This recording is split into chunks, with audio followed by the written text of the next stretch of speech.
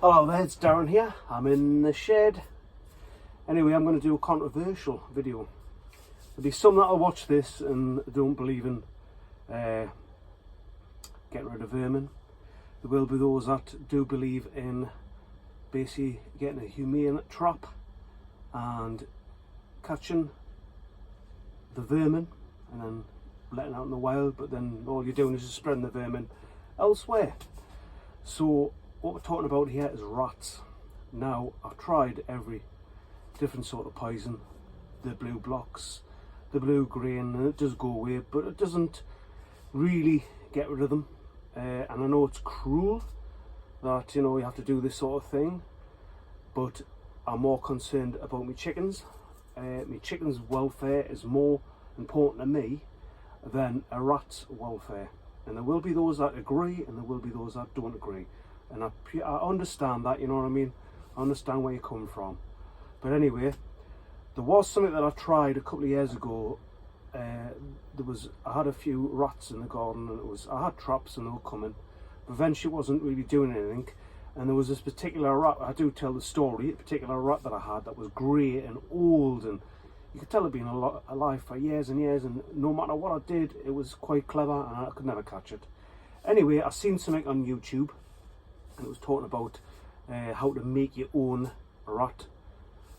It's not poison, you know, but how to make your own rat bait that'll get rid of your rats. Anyway, so we're going to talk about it. So I've got a coffee cup that you get at work.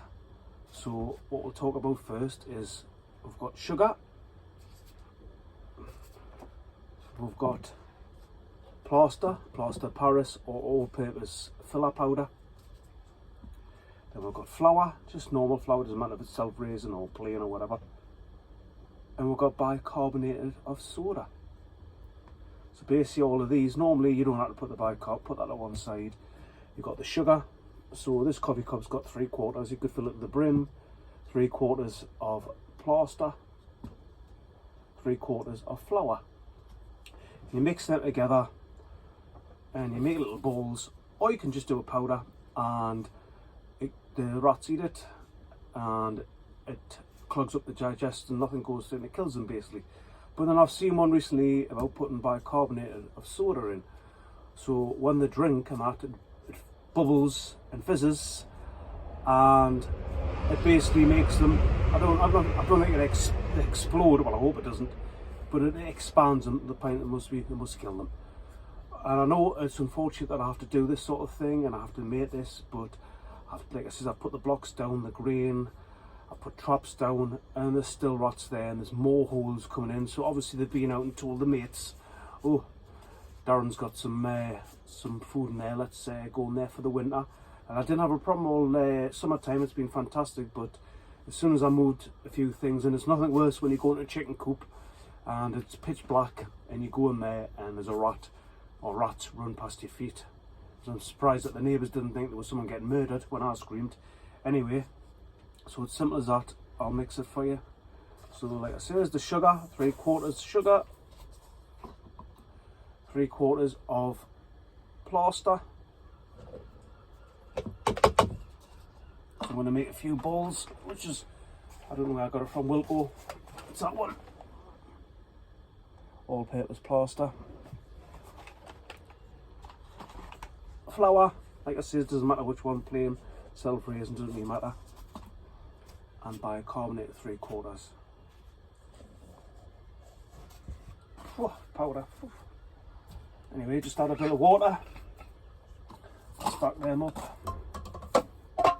Of course it would fall down when you're doing the video, wouldn't it? Stack them up. Put a bit of water in. You don't want to you don't want to make it sloppy, you just want to, so you can form balls. That's all you want. There's probably a lot of mixture in here, but it's not going to go off, I would hope. I hope it doesn't go off.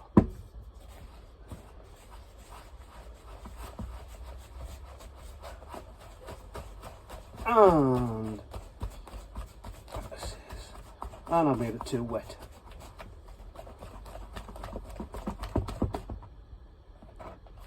I made it like slop, haven't I? but it doesn't matter anyway, does it? Ew. Bugger. But I've got more milk flour. That's it. It's a bit like baking anyway. When you make it slightly too wet, all you do is just add a bit more flour. So basically, add less water like I've just done there. There you go. There you go, that's it. Wasn't much. I basically just want a consistency of, not like, just a lovely, so you can form balls basically, that's all it is.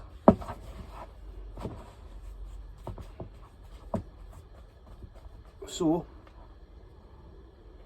it says that depends, I have seen people make balls that are quite big like that size, or I am thinking about just making little ones, just titchy little ones. You don't have to wear gloves as well, is it? I'll just put them on so I don't dirty my hands. You know, it can be just little ones that they can take away. Depending, like, you all know the size of a blue block. So I see there's 2 different sizes I've made there. So yeah, it's simple as that. And I have done it before where I've made little blocks like that, or I've just put the powder out.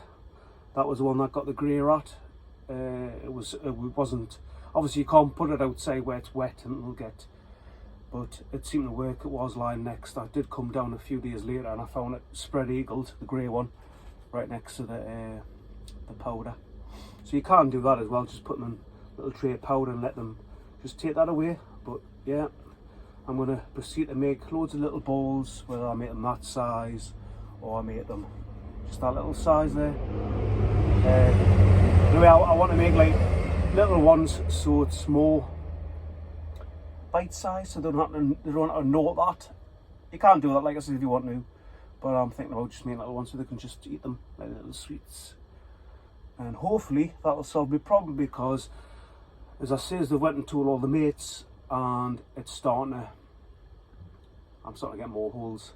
I was going to go in the chicken coop and stamp the holes down, but then I thought to myself, no, don't do that, because then I have to redo the holes myself. What I'll do, I'll go in the other holes and I'll just plonk these down, because I don't want the chickens to eat them. That's one of the main things. Whenever I put traps out, I always put a plastic cover over so the chickens can't get to them. So I don't want the chickens, I don't want to come and find out the chickens, like they're all gone. I'm thinking, oh fantastic, and then I look over and there's the chickens spread eagles lying there dead. So I don't want none of that. But yeah, hopefully this will work. Like I say, there will be those out there that don't believe in this sort of thing, and I understand. It's a bit like weed killer, certain weed killers, and when I try to do things as natural as I can, and I think, I mean, this is quite natural. Like I says, I don't know, it will affect the chickens. It might, you know what I mean, that I don't want to harm the chickens, but like I says, the reason why I'm doing this is for me personally, the safety of the chickens. And the rats are coming in and they're like eating the eggs, and God knows whether they're peeing everywhere, and you know what happens if one of my kids go in there, or my wife or me, or I touch something and I catch something.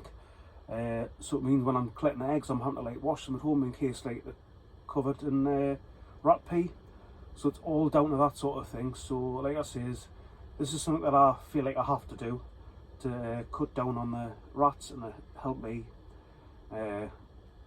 keep the safety of the chickens. Whether you believe that or not, you know, that's one of them things, I can't do anything about it. But I hope you find this informative and that it makes it easier for you, and whether it works for you, I don't know. But give it a go. I have found in the past it has. Anything helps, that's what I always say. Anyway, thanks for watching. It's bye from me. I'm in the shed. See you later. Oh, yeah. Draw.